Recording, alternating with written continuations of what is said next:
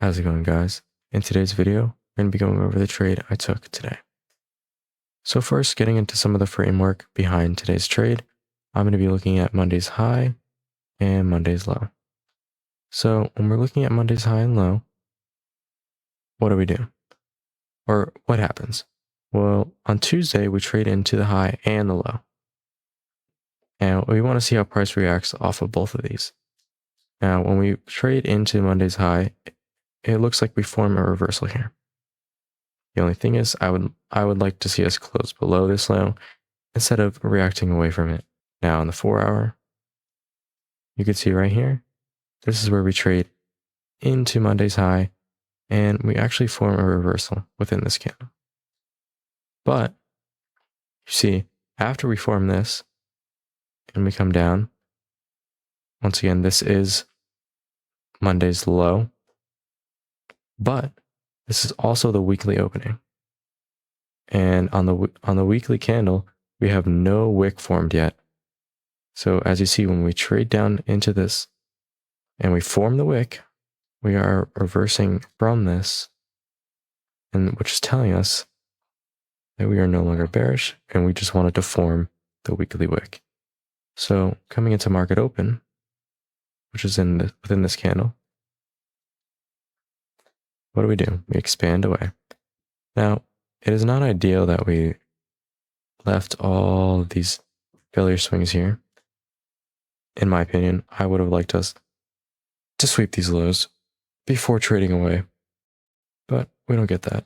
And that's okay. The market does not have to do that. But now, when I want to frame my trade later into the day, what am I looking at?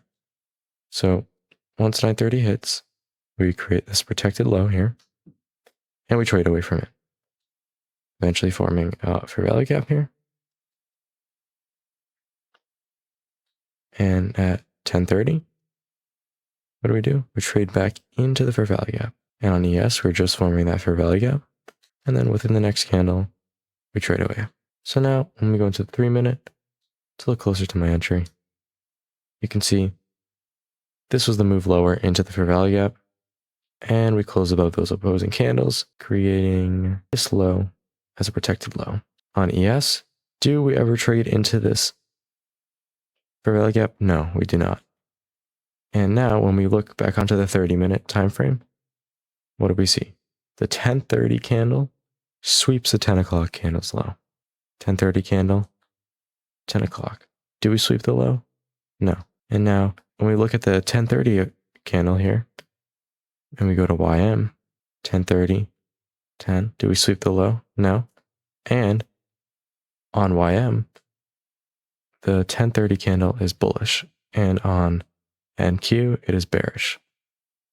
So what does that form us right here? This is a 2-stage PSP. Great sign for a continuation in this case. Now if we want to go into my entry, I could have entered off of this close. Why didn't I? Well, the previous day high was around here. So now go back to my entry. I waited for this, since we formed this rally up here, I waited for us to trade into it, creating these opposing candles, closing above them, putting my limit on the CISD, waiting for the retest. I kept my stop pretty tight. Usually not that tight, but in order to get the reward I needed with this trade to hit, which is a minimum of 2 RR, but I still wanted to target the previous daily high, in which I did, and that's how the trade hit.